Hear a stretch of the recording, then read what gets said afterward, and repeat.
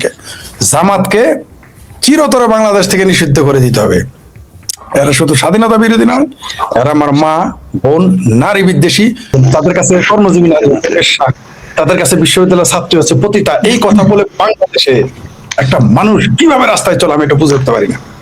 আমি বুঝে উঠতে পারি না বাংলাদেশের নারীদের উচিত এই জামাতি নেতাদের, প্রত্যেক নেতাদের ধরে ধরে, সেটা ওয়ার্ডের হোক সেন্ট্রাল হোক, ধরে ধরে পদ্মা নদীতে নয়, মেঘনা নদীতে নয়, যমুনা নদীতে নয়, তিস্তা নদীতে নয়, সোজা মান্ডা খাল আছে না, মান্ডা পচা খাল ওই ঢাকা শহর, ওর মধ্যে 3 ঘন্টা করে চলে থাকা দরকার। তারপরে পাছায় লাথি দিয়ে জাহাজে ভরে পাঠানো দরকার আফগানিস্তানে। এই বাংলাদেশ তাদের জন্য ছিল না, এখনো নাই। এই তারা বাংলাদেশের নারীদের জন্য না। এই সরকারের কথা বললেন, এই সরকার তো ম্যান্ডেট নিয়ে আসে নাই, না এ দেশের পুরুষ মানুষের পক্ষে আসে। এদের এখন একটাই ওষুধ, এদের চাইনিজ দাওয়াই দিতে হবে। কোনো কথা না, 71-এর যে দাওয়াই, সেই দাওয়াই দেওয়া ফরজ হয়ে গেছে এদের উপরে। এরা শেখ হাসিনা শুধু বলেছিলেন আমি কি রাজাকারের নাতিপুতিদের চাকরি দেবো, এতেই তারা রাত 1টায় 12টায় মিছিল করে ফেললো, তুমি কে আমি কে, রাজাকার রাজাকার। এখন তো মিছিল করে না, তুমি কে আমি কে, বেশ্যা বেশ্যা বলে না তো। দাল মে কুচ কালা হায়। কিন্তু বাংলাদেশের জনগণ এগুলো দেখতেছে, বাংলাদেশের সাধারণ মানুষ এগুলো দেখতেছে, বহির্বিশ্ব এগুলো দেখতেছে। জামাতের যে স্বরূপ, 71-ও তার নারীকে গনিমতের মাল বলেছিল তার জামাত এবং তার সহযোগী শক্তিরা, তেমনি এই 2026 সালে এসে নারীকে কখনো বিশ্ববিদ্যালয়ের ছাত্রীকে বলে পতিতা, কখনো জামাতের আমির বলে কর্মজীবী নারী হচ্ছে বেশ্যা। আবার কত বড় বদমাইশা বলে যেতে হবে না, যেখানে মব সন্ত্রাসীরা, আজকাল মব সন্ত্রাসী বললে আমার ভাবির পোলারা রাগ করে, তাই আমি এদের নাম দিয়েছি মব স্টার, তারকা বানাই দিলাম আর কি। কারণ আমার ভাবির পোলারা খুব রাগ আমার উপরে, ভাবির পোলা বলি, ভাতিজা বললেও রাগ হয়, ভাবির পোলা বললেও রাগ হয়, সন্ত্রাসী বললে মব স্টার বলে দিলাম আর কি। তো এই মব স্টারেরা তো ক্ষমতায় থাকতে পারবে না। এরা এরা কি চায় আসলে?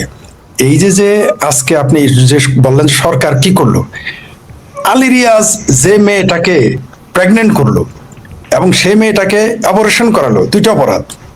3 নম্বর অপরাধ, সেই মেয়েটা কি মারা গেছে, না মেরে ফেলেছে, না আত্মহত্যা করেছে, না জেলে আছে, না তাকে গুম করে দেওয়া হয়েছে, আমরা আজও জানি না। কিন্তু আওয়ামী লীগের আমলে, এই আওয়ামী লীগ স্বৈরাচার, যে আওয়ামী লীগ খুব খারাপ, যে শেখ হাসিনার সরকার পৃথিবীর নিকৃষ্ট সরকার, সেই সরকার আমলেও একজন এমপি একজন নারীকে ফোন করার কারণে, অশ্লীল কথা বলার জন্য তাকে দেশে থাকা তার জন্য মুশকিল হয়ে গেছিল, কানাডা থেকে তাকে ফিরে আসতে হয়েছে ফোরাত হাসানকে, রাইট? এবং সে আমার আসনের এমপি, তাকে আমার দেশ সরিষা বাড়ির আওয়ামী লীগ তাকে চেয়ারে বসতে দেয় না, আমি নিজে সাক্ষী, আমাকে বসতে দিছে, তাকে বসতে দেয়নি, আমি নিজের চোখে দেখেছি। আচ্ছা আমি তো আওয়ামী লীগ করি না, আমারে বসতে দিছে। কিন্তু মুরাদ হাসান এমপি, যে ব্যক্তি যে আসনের এমপি, তাকে একটা চেয়ার দেওয়া হয় নাই। I was the eyewitness. আর এখন সেই থালি রিয়াজ একটা নারীকে গুম করে ফেললো, অপারেশন করলো, সেই মেয়ের পক্ষে ডাস্টবিন শফিক বিবৃতি দেয়। খোদ ডাস্টবিন শফিকের যে খোদা ডক্টর ইউনুস, গভর্নমেন্ট যেটাকে আপনি বললেন সরকার, সেই সরকার একজন নারী ধর্ষক এবং নারীর একটা শিশু হত্যাকারী, ভ্রূণ হত্যাকারী এবং একটা নারীকে গুমকারীর পক্ষে এই সরকার বিবৃতি দেয়। সেই সরকার বুঝি এই ডাক্তার শফিকের মতো একটা সাদা শকুনের একটা বক্তব্য নিয়ে বিবৃতি দেবে আপনি আশা করেন? কেন আশা করেন? এই সরকারটাই তো বসায় রাখছে জামাত। এটা আমারও কথা না, এটা তারেক রহমানের কন্যার কথা, খালেদা জিয়ার নাতির কথা। আমরা বলে তো দোষ হয়ে যাবে। তো আর দ্বিতীয় হলো যে প্রতিবাদ, এটা যদি বিএনপি করলো তীব্র প্রতিবাদ হইতো, আর আওয়ামী লীগ করলে তো দিল্লি দখলের ঘোষণা চলে আসতো, তখন ফতোয়া দেওয়া হইতো আওয়ামী লীগের বিরুদ্ধে, মৌলবীরাই ফতোয়া দিত। কিন্তু বাংলাদেশের এইখানে জামাত, হেফাজত, মৌলবীরা যাহা ইচ্ছা তাহা করবে। এরা অ্যাবভ দা সংবিধান, অ্যাবভ দা, ওই যে আমার কি ডারবি পাটোয়ারির মতো ইংরেজি বললাম আর কি, অ্যাবভ দা সংবিধান এরকম। এরা অ্যাবভ দা, এরা কখন জামাত অ্যাবভ দা খোদা, জামাত অ্যাবভ দা রাসূল। কারণ তাদের খোদা হচ্ছে মওদুদি, তাদের কোরআন হচ্ছে মওদুদের বই, তাদের কোরআন, তাদের হাদিস হচ্ছে মওদুদির তন্ত্র, তারা তো এগুলো মানে না। আচ্ছা, এরা জামাতের আমিরের বউ কি বললো? যে আমরা ঈমান এনেছি, আল্লাহ নারীদের পরিচালক বানিয়ে দিয়েছে পুরুষদের। আল্লাহ কোন জায়গায় জামাতের আমির বউরে সংরক্ষিত আসনে এমপি হইতে বলছে? এটা তো বললো না। আল্লাহ কোন জায়গায় ভোটাভুটি করতে বলছে? এটা তো বললো না। আচ্ছা, এটাও বাদ দিন, নারী নেতৃত্ব হারাম, ইসলামে নাই। তা ইসলামে কোন জায়গায় আছে যে কৃষ্ণনন্দী নামের একজন হিন্দুকে, একজন সনাতনীকে আপনি ভোট দিয়ে আপনি নেতা বানাবেন, প্রার্থী তবে করে। নারী হারাম। কিন্তু কৃষ্ণ নন্দীর মতো সনাতনী বা হিন্দুকে নমিনেশন দেওয়া আরাম, তার নেতা মানা আরাম। মানে ওই যে বললাম যে এরা তো অ্যাবভ দা আল্লাহ, অ্যাবভ দা খুদা, অ্যাবভ দা গড, এরা অ্যাবভ দা রাসূল। সুতরাং এদের নিয়ে কথা বলতে বলতে আমি বিরক্ত, ত্যক্ত, মানে আমাদের জামালপুরের ভাষায় বলি খুবই ত্যক্ত, বুঝতে পারছেন? এই আছে গোলাম, এরা হলো গোলাম ইবনে গোলাম। ডক্টর ইউনূস হচ্ছে একজন বেনিয়া, তার কাছ থেকে বাংলাদেশের জনগণের জন্য কিছু করা বা না করা না, তার ব্যবসা ঠিক আছে কিনা, তার জন্য সে 29টা তার নামে লাইসেন্স। আচ্ছা, আপনি নির্বাহী হইলে আপনার নামে ব্যবসা কিভাবে থাকে? বাংলাদেশে খালেদা জিয়ার নামে একটা লাইসেন্স আছে। শেখ হাসিনা খালেদা জিয়ার এত গালি দেয়, 5বারের চ্যাম্পিয়ন দুর্নীতিতে বিএনপি, খালেদা জিয়ার নামে একটা লাইসেন্স পাবেন আপনি? নাই, বিজনেস লাইসেন্স নাই। শেখ হাসিনার নামে তো প্রশ্নই আসে না। বলছে যে সে নাকি দুনিয়া সব কিছু নিয়ে গেছে, গা টনে টনে বস্তায় বস্তায় স্বর্ণ নিয়ে গেছে, পরে শোনা গেল 80 ভরি 800 ভরি। আমার দাদির কাছে বেশি ছিল। আমার দাদি এই দেশের প্রধানমন্ত্রী ছিল না, আমার দাদি বঙ্গবন্ধুর কন্যাও ছিল না, বঙ্গবন্ধুর মাও ছিল না। আমার দাদি অজপাড়ার গায়ের একটা নারী ছিল, তার তার চেয়ে বেশি ভরি। এক কলসি বড় 800 ভরিতে কয় কেজি হয়? একটা কলসিতে কত থাকে? তাহলে তা সেই হিসেবে তো আমার দাদির চাইতে শেখ হাসিনা দরিদ্র মানুষ ছিল। এত কিছু করার কথা না, কিন্তু 29টা লাইসেন্স এই ডক্টর ইউনূসের নামে এই সরকার আমলে করেছে। আদম ব্যবহারী লাইসেন্স পর্যন্ত করেছে। সেই লোক এই দেশে নারী নিয়ে চিন্তা, এত চিন্তা করতেছে কখন নারীদের কাছে কিস্তি দিব, কখন নারীদের আদম ব্যাপারী মানে যে কামলা বানিয়ে, বান্দি বানিয়ে, যৌন দাসী বানিয়ে সৌদি আরব, কাতার, কুয়েত পাঠাবে, সেই তলে আছে আদম ব্যাপারী লাইসেন্স। লাইসেন্স কোন দিক দিয়ে তো ঢুকামো এই আদম ব্যাপারী লাইসেন্স এই ডক্টর ইউনূসের আমি এবং বাংলাদেশের জনগণ দেখতে পারবেন সময় আসলে। তো এরা এই দেশের জনগণের প্রতি এদের কোনো দায় ভার নাই ভাই। আপনি কোন সরকারের কথা বলেন? সরকার আছে দেশে? সরকার যদি থাকতো, সরকার যদি থাকতো তাহলে এক মাসে কিভাবে প্রায় 29টা লাশ আপনি পান? সরকার যদি থাকতো জেলে কিভাবে 17 জন লোক মারা যায়? সরকার যদি থাকতো কিভাবে দেশের অর্ধেক মানুষের প্রতিনিধিত্ব করে দলটি মাঠে নাই? সরকার যদি থাকতো তাহলে কেন তারা বলে যে মুক্তিযুদ্ধের পক্ষের, আওয়ামী লীগের পক্ষের লোকজন যদি স্বতন্ত্র ইলেকশনে তাকে করতে দেওয়া হবে না? সরকার যদি থাকতো তাহলে কিভাবে হ্যাঁ ভোটের পক্ষে প্রচারণা চালায়? সরকার যদি থাকতো তাহলে কমিশন, নির্বাচন কমিশন কিভাবে বলে যে হ্যাঁ ভোট বা না এর পক্ষে প্রচার চালানো ফৌজদারি অপরাধ, জেল হবে? কার জেল হয়েছে? যেই দেশে এই মুহূর্তে দিনে দুপুরে মানুষ তুলে নিয়ে যায়, শিক্ষককে তুলে নিয়ে যায়, দিনে দুপুরে ধর্ষণ করে চাঁদা নেয়, দিনে দুপুরে তারা পুলিশের সামনে দিনে দুপুরে বলে তারা পুলিশকে হত্যা করেছে, তারা দিনে দুপুরে বলে আর্মির ইট খুলে নিয়ে যাবে ওই ডিজিএফের অফিসে। আমরা জীবনে এই কথা চিন্তাও, আমরা বাংলাদেশে বয়স একেবারে কম হয় নাই, বাংলাদেশের রাজনীতি কম করে নাই, আজ পর্যন্ত কোনো ছাত্র নেতার মুখেও শুনি নাই যারা বাঘা বাঘা ছাত্র নেতা 90-এর গণঅভ্যুত্থানে আরো কোনোদিন বলে নাই যে পুলিশের হেডকোয়ার্টার ইট খুলে আনবে। কিন্তু আমার ভাবির বলারা জুমায় জুমায় শুক্রবারে যাদের রাজনৈতিক মুসলমানই হয় নাই, তারা বলে ডিজিএফআই অফিসের ইট খুলে নিয়ে যাবে। সেনাপ্রধানকে কুকুর বলে, কেউ কথা বলে না। দেশে সরকার আছে? নাই। এই দেশে সরকার এখন নাই। এইভাবে চলতে দেন আরো কিছুদিন, কারণ হার চিজ পয়দা হতা হয় হার কারবালাকে বাদ। ধ্বংসের ভিতর থেকে বাংলাদেশকে আবার আমরা সৃষ্টি করবো। সভ্যতা বিরোধী, শিল্প সাহিত্য বিরোধী, নারীর ক্ষমতায়ন বিরোধী। এরা দেখেন, এরা বারবার বলে ইসলামে নাকি নারীর ক্ষমতায়ন নাই। তো ইসলামে কৃষ্ণ নন্দী কিভাবে এমপি হবে জামাতের? এরা কত বড় বদমাইশ! এই চরিত্রগুলো প্রকাশ হয়ে গেছে। এরা শুধু 71-এর স্বাধীনতা বিরোধী নয়, এরা মানবতা বিরোধী তো বটেই, সেই সাথে এরা নারী বিদ্বেষী, নারী ক্ষমতায়ন বিদ্বেষী, সবকিছু, এরা যা কিছু সুকুমার সবকিছুর বিরুদ্ধে।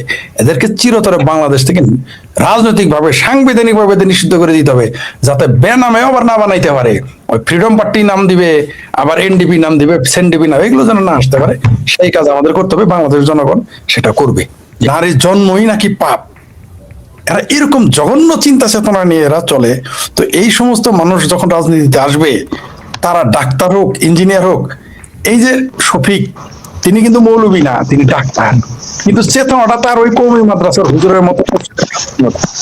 আমি বারবার উদাহরণ দেই, আমি একটা রিলিজিয়াস আলোচনায় ছিলাম বাংলাদেশেই, সেইখানে দেশের রাষ্ট্রদূতরা ছিল এবং বাংলাদেশের বুদ্ধিজীবীরা ছিল।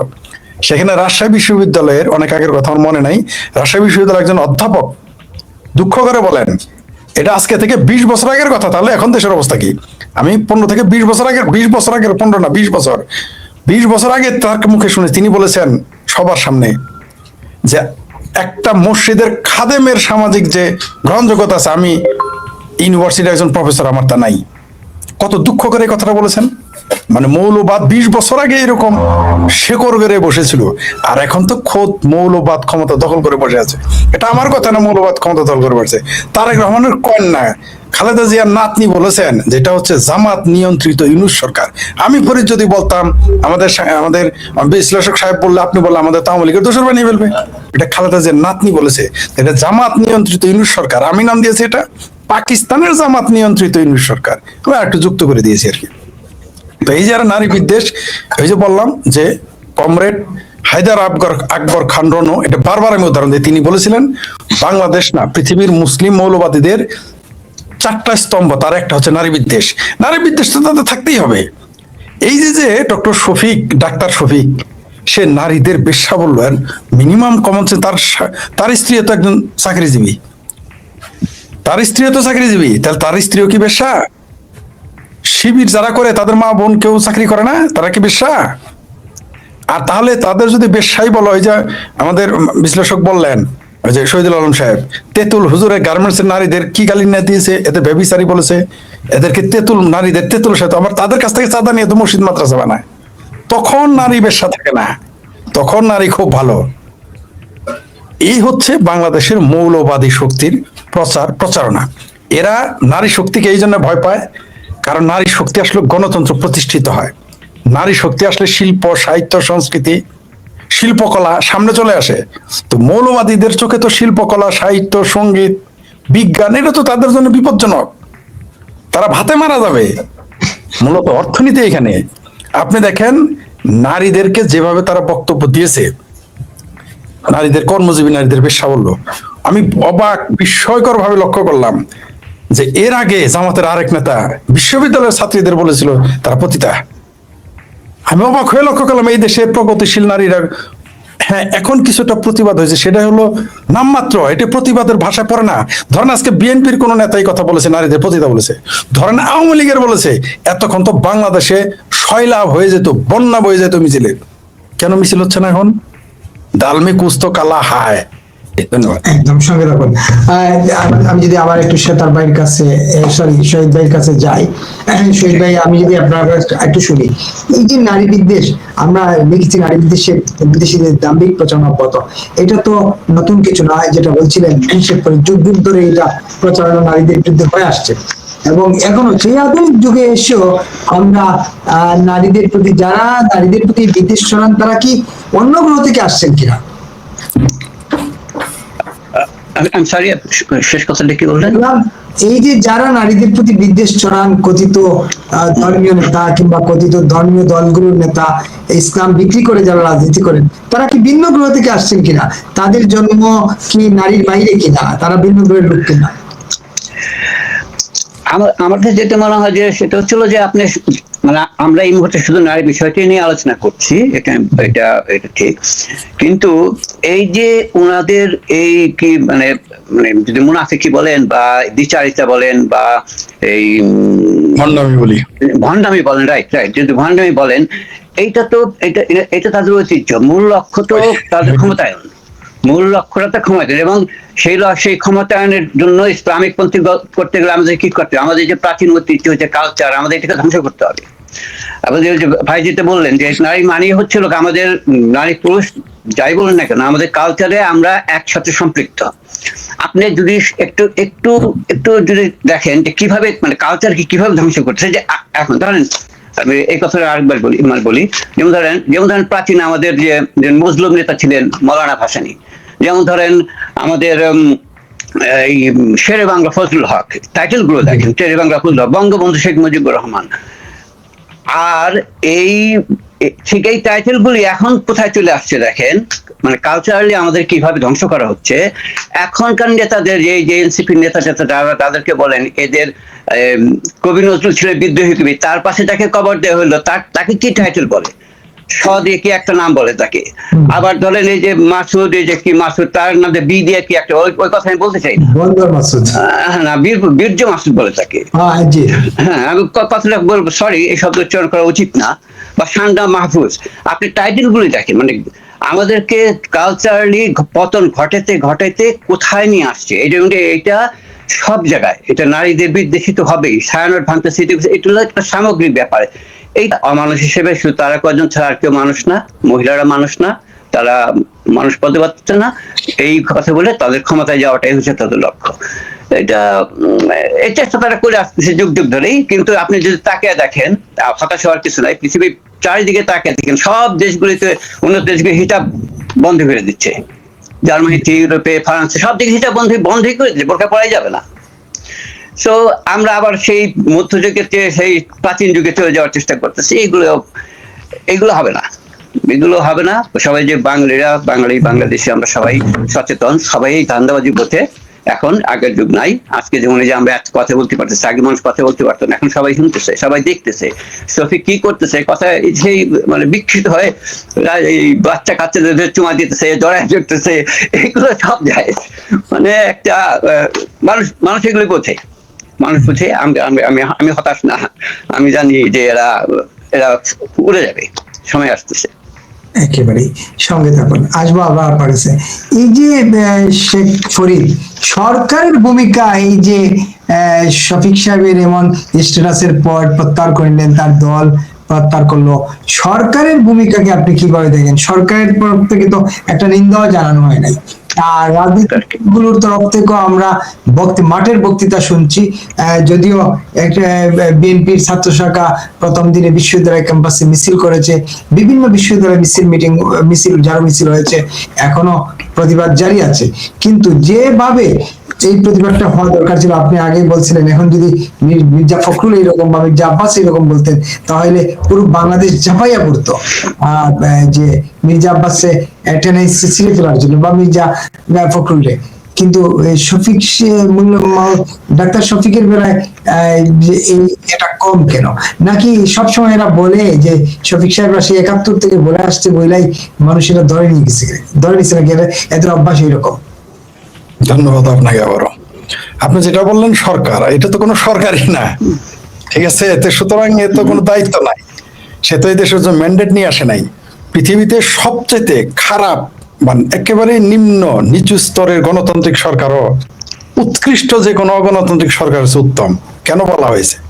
এই কারণে রাষ্ট্রবিজ্ঞানে তো এই তথ্য এবং উপাত্তটা তো এমনি যুক্ত করা হয়নি। এবং কেন আমি বিএনপিকে পছন্দ করি না, আমি চাইও না বিএনপির দেশে কোনোদিনই ক্ষমতায় আসুক, কিন্তু তারপরে বিএনপি যদি গণতান্ত্রিক ভাবে আসে আমার আপত্তি নাই, কারণ অন্তত ইউনূসের মতো জঘন্য সরকার। ধন্যবাদ। সঙ্গে থাকুন শহীদুল ভাই, আপনার কাছে আবার আসি। সরকারের এই কর্মকাণ্ড এবং এই যে সাম্প্রতিক সময়ে ধরেন নির্বাচন ঘিরে এসব অপপ্রচার বলেন, প্রচার বা নারীদের প্রতি বিদ্বেষ ছড়ানো বলেন, এবং হিংসা। আপনি জামাতের আমিরের বক্তব্য শুনছেন নিশ্চয়ই, যে কেউ যদি ব্যালট বাক্স ছিনিয়ে নেয়, চিলের মতো ছিনিয়ে নিতে চায়, তার ডানা দুর্ডানা ছিঁড়ে নিতে হবে। তাই চিল তো আর ব্যালট বাক্স চিন্তাই করবে না, করবে মানুষই। তো ডানা বলতে তো দুই হাতই বোঝায় নাকি?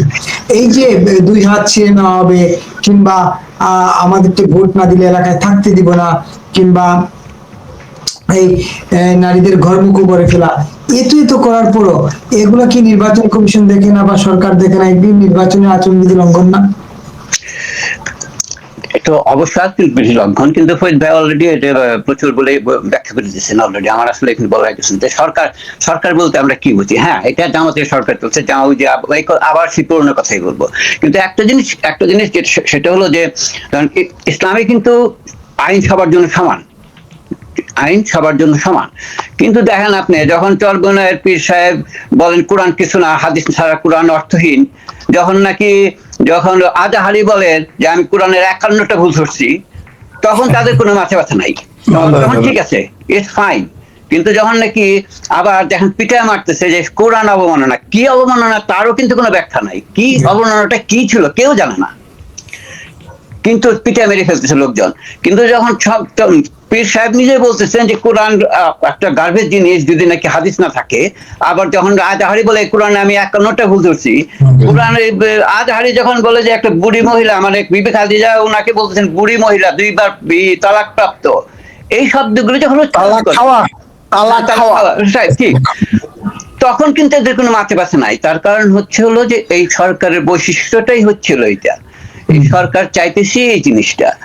আপনি বলছেন যে ব্যালট বাক্স ছিনতাই করার কথা, এখন তো সব জায়গায় দেখতেছেন যে ballot paper lakh lakh ballot paper জাল হয়ে গেছে, সব জায়গা থেকে ব্যালট পেপার অলরেডি সংগ্রহ শুরু করে দিয়েছেন। যদি আমি বিশ্বাস করি ইলেকশন হবে, এখনো বিশ্বাস করি না, আমি এখনো বিশ্বাস করি ইলেকশন হবে, এটা এডুকেশন হওয়ার কোনো সুযোগই নাই, আমি বিশ্বাস করি না। তো কাজে আমি এখনো বিশ্বাস করি যে শেখ হাসিনা উনি প্রধানমন্ত্রী এবং উনি প্রধানমন্ত্রী হিসেবে আসবেন। এখন কেউ বিশ্বাস করুক না করুক, আমার বিশ্বাস এটা। ধরেন এটা ধর্মের মতে অনেকটা, যে ধরেন আমি বিশ্বাস করি কোরআন সত্য। এখন আপনি কি বিশ্বাস করেন যে আপনার মাথা আছে? এটা কেউ বিশ্বাস করেন মাথা আছে? আপনি কি বিশ্বাস করেন আপনার হাত আছে?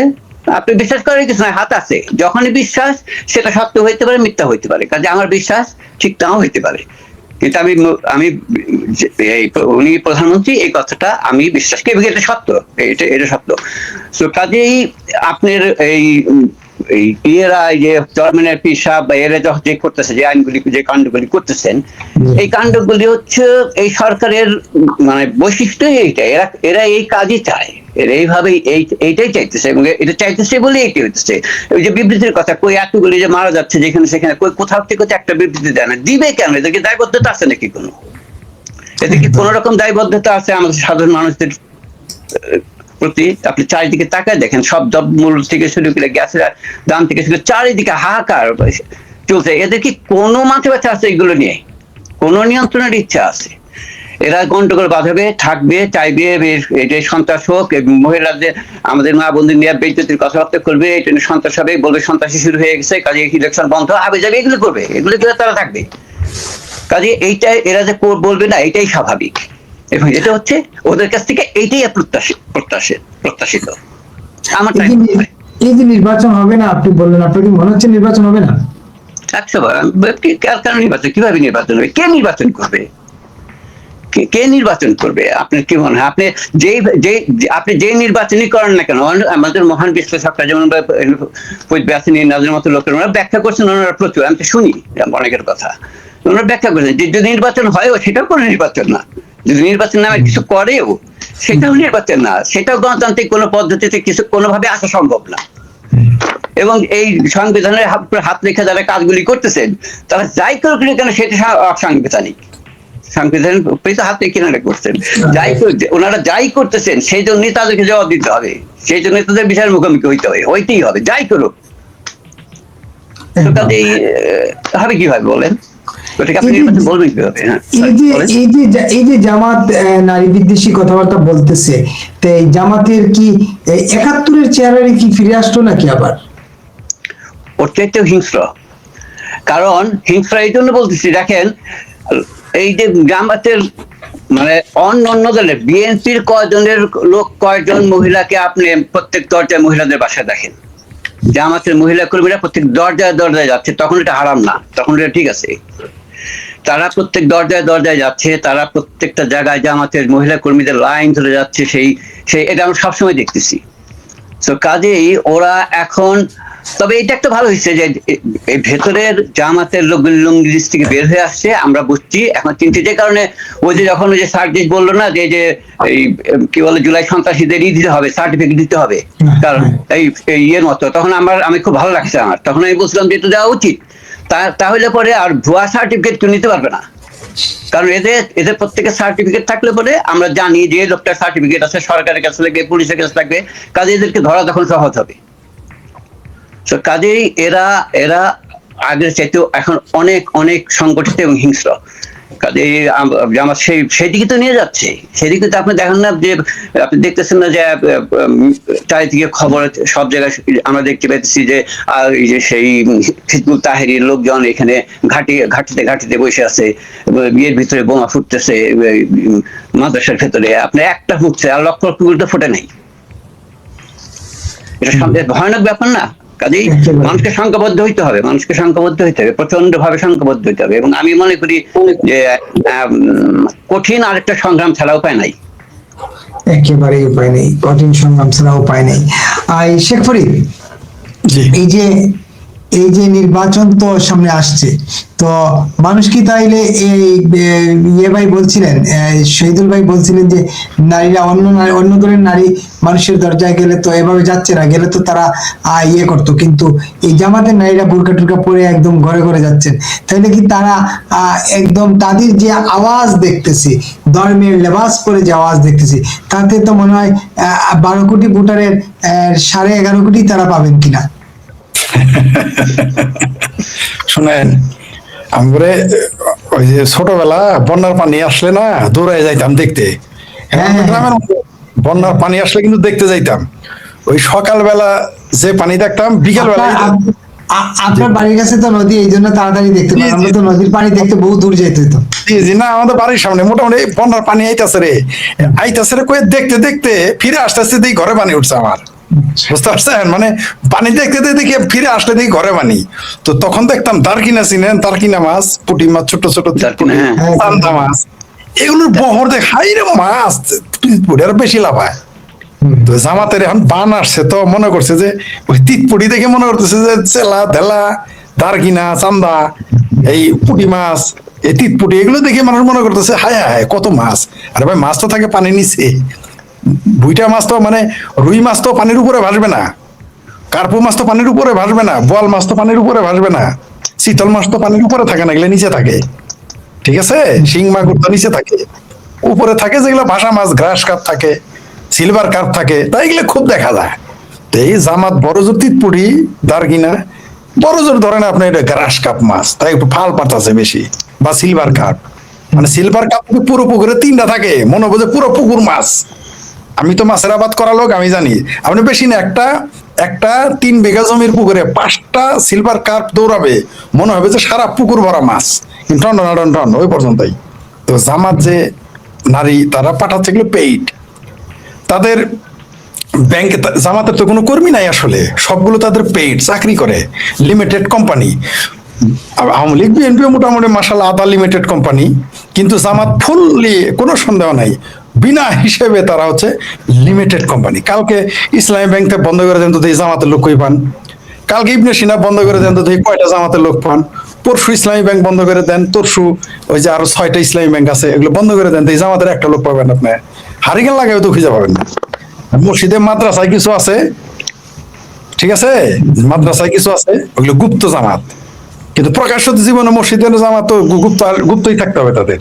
জামাত গুপ্ত। শুনেন, ওই যে আবেদ খান নাকি কে যেন কলামটা লিখেছিলেন, সম্ভবত আবেদ খান, আমার নামটা মনে নাকি গফর চৌধুরীর মনে নাই।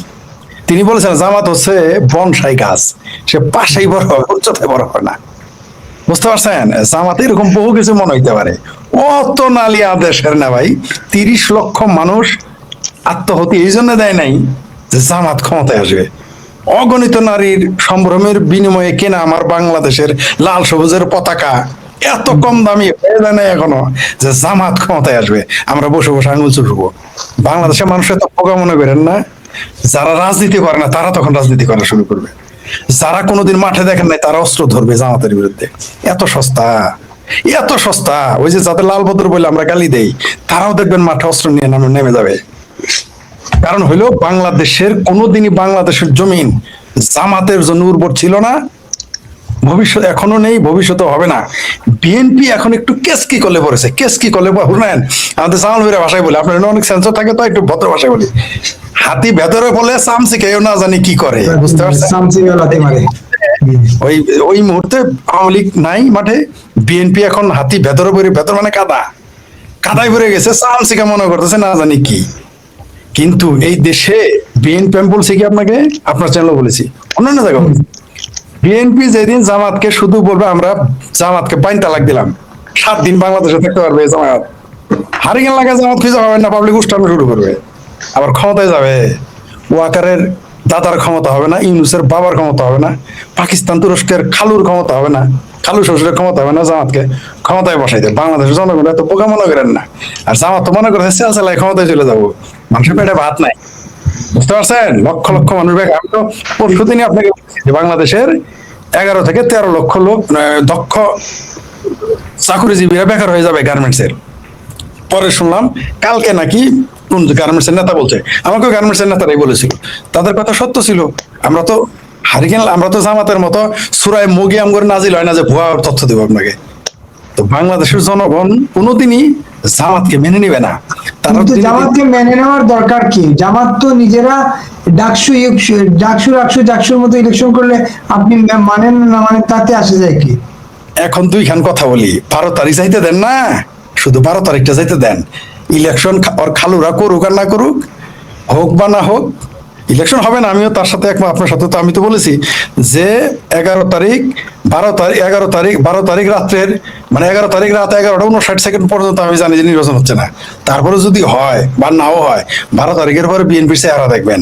আপনি বিএনপির খুব ভদ্র মনে করেন? হ্যাঁ, খুব ভদ্র মনে করেন বিএনপি না? বিএনপি 16 বছর যাবত 18 বছর যাবত ক্ষমতার বাইরে। বিএনপি পাগল হয়ে যাবে ক্ষমতা যাওয়ার জন্য। জামাতের পেটে পাড়াতে নারী বুড়ি বাইরে ওরাই করবে, আওয়ামী লীগের লাগবে না।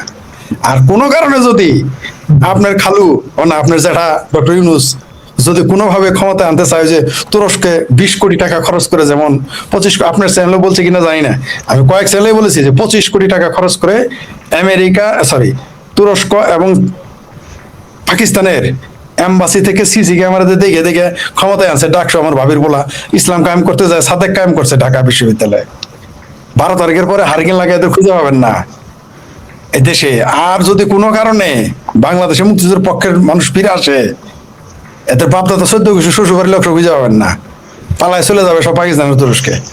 আবার ওই ক্ষমতা এগুলো আমরা জানি, গণেশ উল্টে গেলে, হাতির উপরে উঠলে ওই আপনারে আমাদের সাংবাদিক আমাদের বিশ্লেষক অনেক বড় দেখা যাবে, কিন্তু যখন হাতি থেকে নামবো, হাতির লেঙ্গুরে বাড়ি খেলেই তো খোঁজ পাওয়া যাবে না।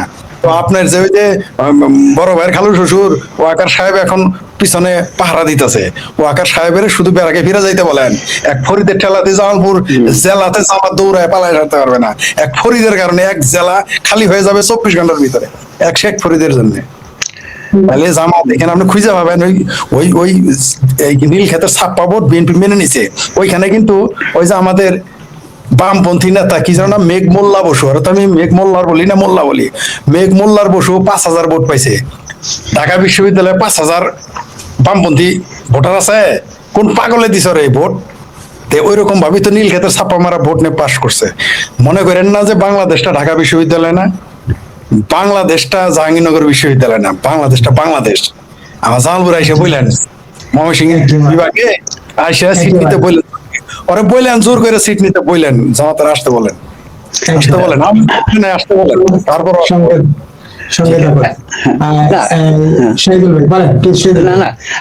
দেখেন একটা জিনিস দেখেন যে এই ইউনূস ক্ষমতায় আসার পর বাংলাদেশের কোন ভালো কর্মকাণ্ডটা হয়েছে যে জন্য মানুষ তাদের পক্ষে থাকবে। মানুষ কথা বলতে পারছে না, এই কথা সত্য, কিন্তু সর্বস্তরে মানুষ এখন অস্থির, তারা মানে ধৈর্যের সীমার বাইরে চলে গেছে। আপনার যে কোনো একমাত্র গালিগালাজ করা ছাড়া, গালিগালাজ এই কালচার তৈরি করা ছাড়া নতুন কি কালচার তৈরি করতে পারছে তারা? কোন ভালো কর্মকাণ্ডটা করছে বা মানুষের জন্য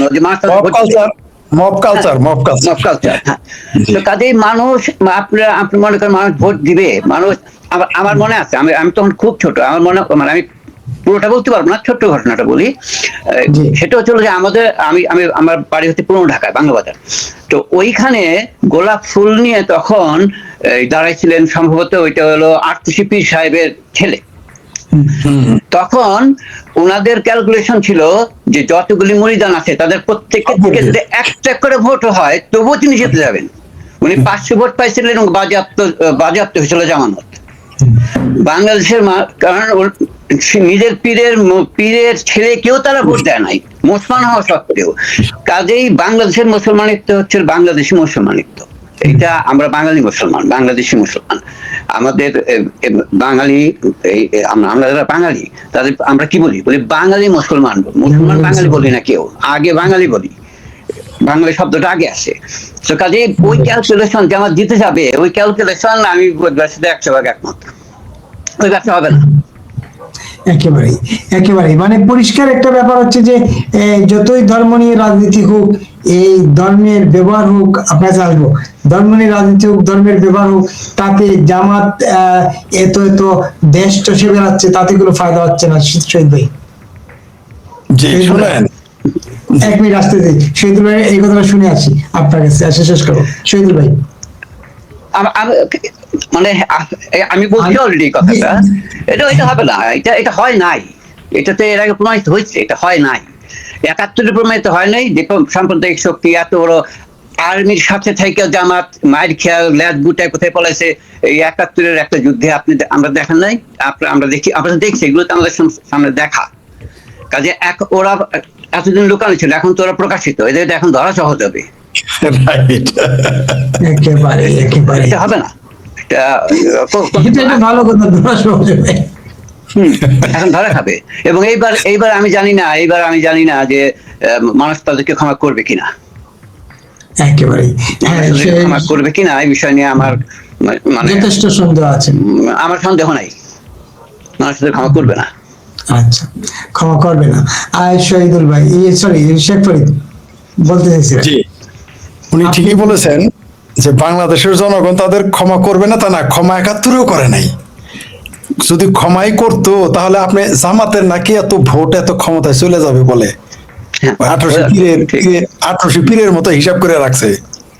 আপনি তাকে বলেন বাংলাদেশের যে কোনো জেলায় একটা জনসভা করিয়া 5 লক্ষ লোক এনে দেখান, যে কোনো জেলায় বাংলাদেশের এনে দেখান। ঢাকা শহরে তারা দাবি করে সোহরাওয়ার্দী উদ্যানে তাদের 12 লক্ষ লোক হয়েছিল। ওই সবেধর নীলমণি 1 কুমির 7 বার করে 12 লক্ষই। চরমনায়ের পীরের মিটিং দেখছেন আপনারা দুইজনের মধ্যে কেউ? আমি জানি না, দেখছেন কোনোদিন চরমনায়ের পীরের রাজনৈতিক মিটিং দেখছেন? দেখেন না, আমি কিন্তু দেখছি। তারা যেখানে যায় মিনিমাম আমাদের সরিষাবাড়িতে, সিরাজগঞ্জে, বগুড়ায় আমি চরমনায়ের পীরের মিটিং দেখেছি। You believe it or not, Sheikh Hasina খেলাতে যে আসলে যত লোক হয় তার চেয়ে বেশি হয়েছে, একটা কমায় নাই। ভোট পায় না ভাই, কারণ হইলো সবেধর নীলমণি ওই 12 লাখ, ওই যে সারা দেশ থেকে তার যে চেলাপেলা ক্যানভাসারের তার যে পীরগিরি ট্যাবলেট বিক্রি করে ন্যাংটাবরির, ওগুলো সব এক জায়গায়। আমাদের সরিষাবাড়িতে চরমনায় পীর গিয়েছিল, আমি মানুষ দেখে পাগল হয়ে গেছি, এত মানুষ কেন? মজার বিষয় হলো এদের 95% আমি চিনি না, অথচ আমি লোকাল লোক, আমি তাদের চিনি না, এরা কই থেকে আসছে। তো ভাই ভোটটা কি তাই ওইভাবে দিবেন? সর্বশেষ একটা বক্তব্য দেই, যেটা আমি বারবার বলে থাকি। মৌলবীকে মানুষ প্রথম মুরগির ডিমটা খাওয়ায়, লাউটা প্রথম খাওয়ায়, পেয়ারা হইলে প্রথম খাওয়ায়, কোনো সন্দেহ নাই, পুকুরে ভালো মাছ খাওয়ায়। কেউ কিন্তু মেয়া বিয়ে দেয় না, অত পাগল হয় নাই। রিক্সাওয়ালার কাছে দেয়, মৌলবীর কাছে আপনি দেখান তো কয়জন মেয়া বিয়ে দেয় যে তার যোগ্যতা হলে সে মৌলবী। তো ভোট ওই রকম তাকে দিবে না। আলী রিয়াজ, থালি রিয়াজ, ফালি রিয়াজ, আপনার জাড়া ইউনুস, আপনার ভাইয়া ওয়াকার সাহেব যত ফালুর ফুলুর করুক, যতই সুদূর বুদুর করুক, ভাই এদের ক্ষমতা আপনি আনতে পারবেন না। পাকিস্তানি ক্ষমতায় আসতে পারে নাই জামাতে ইসলাম, বাংলাদেশে আনবেন? এত সস্তা। বাংলাদেশের মানুষ ওই যেটা আমাদের শহীদুল আলম সাহেব বললেন, আমরা কিন্তু বাঙালি মুসলমান বাঙালি না। আমরা কিন্তু 2500, 3000, 4000 বছর যাবৎ বাঙালি, 1500 বছর যাবৎ মুসলমান। আর ৭১ জামাতের যে ভূমিকা, এটা বাংলাদেশের মানুষ ভুলে নাই। আরেকটা কথা বলি, শেষ করে দেই। জামাতের যদি জামালের ভাষায় বলি, এতই মুরত থাকতো, প্ল্যাটফর্মের শব্দটা যুক্ত করলাম না, আপনার সেন্সর আছে, শব্দটা জমাইতে পারলাম না, এতই যদি দেশ মুরত থাকতো, বিএনপি আওয়ামী লীগের 4 ভাগের 1 ভাগ ক্ষমতা যদি তাদের থাকতো সাংগঠনিক, আওয়ামী লীগ বিএনপিকে ধরে বঙ্গোপসাগরে চুবাই মেরে ফেলতো। অত মুরদ এদের নাই। এই 17 মাস এরা বহু টেস্ট করেছে, আগডুম ঘোরাডুম করে বহুভাবে আগ পুকুর খুঁজেছে ক্ষমতায় যাওয়ার জন্য। এরা জানে যাইতে পারবে না, যাইতে হলে এতদিন চলে যাইতো। আর এরা যেই দিন ক্ষমতায় যাবে, আপনাকে বলে দেই, সেদিন কোনোদিন ভোট করবে না। তারা কি বলবে জানেন? ওই যে নারীদের যেমন ব্যবসা বলছে, কর্মজীবী নারীদের, তেমনি তারা বলবে ইসলামিক গণতন্ত্র হারাম বলেই তারা বলবে। জিয়া যেমন বিসমিল্লাহির রহমানির রহিম বলে ক্ষমতা নিয়েছিল, এরা বলবে বিসমিল্লাহির গণতন্ত্র হারাম, সংসদ দখল করো। বুঝতে পারছেন? এইভাবে যাবে ওরা। কোনোদিন আমি আবারও চ্যালেঞ্জ দিলাম, জামাতের কত মুরদ আছে জনসভা করে দেখাক, তাদের কত লোক আমরা দেখতে চাই। কারণ এই যে নতুন উত্থান, এই যে মৌলবাদের নতুন উত্থান এবং পাকিস্তান পন্থীদের যে উত্থান, এই উত্থান তাদের প্রতিষ্ঠিত করতে হলে তাদেরকে এই মেয়েদের বিষয়ে, আমাদের মা বোনদের বিষয়ে এরকম বাজে মন্তব্য করতেই হবে। আর ওনাদের মুখ থেকে জাতীয় কথা বের হওয়া স্বাভাবিক কিছু না, কারণ ৭১ তো ওনারা এই কর্মকাণ্ডগুলি করছেন, এই কর্মকাণ্ডগুলি তো ৭১ করছেন। তো কাজেই এইটা ওনার আর তাছাড়া আরেকটা দেখেন যে ইসলামের প্রত্যেকটা পন্থী, ইসলামপন্থী যে দলগুলি আছে, যেগুলো যেমন জামাতের সাথে জোট ছিল, চলে গেল ওই চরমনায়, আদর্শিক কারণে এরা সরে নাই, এরা সরছে ভোটের সিট কম পাওয়ার কারণে, এই সমস্ত কারণে। কিন্তু এই এই যে নারী বিদ্বেষ বা এই বিষয়গুলো ওনারা এই বিষয়ে এক জায়গায় দাঁড়িয়ে থাকেন। তার কারণ প্রত্যেকটা মাদ্রাসাগুলোতে এবং সবগুলোতে এই বিদ্বেষগুলো শেখানো হয়। কাজেই আমার মা নিজেও একজন সরকারি কর্মচারী ছিলেন, উনি ফিনান্স মিনিস্ট্রি থেকে অবসর নিয়েছিলেন। তো কাজে এই বিষয়টা তো সরাসরি আমার লাগে, এবং ওনারা নিজেদের মায়েদেরকে যদি গালিগালাজ করে তাহলে আমরা কি করব? আমাদের তো কিছু করার নাই। এবং আমার ধারণা এই সমস্ত বলে এই রাজনীতির মাঠকে উত্তাল করার যে চেষ্টা এবং জামাতের ক্ষমতায় থাকার যে চেষ্টা ইলেকশনের এই মুহূর্তে, এগুলো সফল হবে না। বাঙালি জাতি অত গর্ধব না। আমাদের স্বাধীনতার ইতিহাস, আমাদের ঐতিহ্যের ইতিহাস অনেক পুরনো। কাজে বলেন, সরি। না, আপনি বলেন, আপনি শেষ করে তারপর বলবো। জি না, আমি বলি কিন্তু আমার ধারণা এগুলো কিছু হবে না। কিন্তু এই যে অব্যাহতভাবে নারীর প্রতি অমান্যকর তির্যক কথা বলা, এই দুঃসাহসী বা আসে কোত্থেকে? এটা তো মানে ঐতিহ্যগত ভাবে এটা তো শুরু হয়েছে সেই দেখেন কবে থেকে, সেই এই ধরেন খন্দকের যুদ্ধ থেকে শুরু হয়েছে ইসলামের। এই তারপরে থেকে শুরু হয়েছে এই নারীর প্রতি অবমাননা এবং তাদেরকে পর্দা প্রথা, তাদেরকে ভেতরে ঢোকানো। কারণ যতবারই নারী উঠে দাঁড়াতে চাইবে, ততবারই এই যারা মোল্লা, যারা মনে করে যে তারা হচ্ছে সেবাদাসী বা এই জাতীয়, তারা ওইভাবেই থাকবে। তো কাজে তারা তো এটা করবেই, এটা তারা করবেই, এটাই স্বাভাবিক। এবং এটা মানে এটা নতুন কিছু না, এবং তারা পরাজিত শক্তি, তারা পরাজিতই হবে, এটা আমার বিশ্বাস।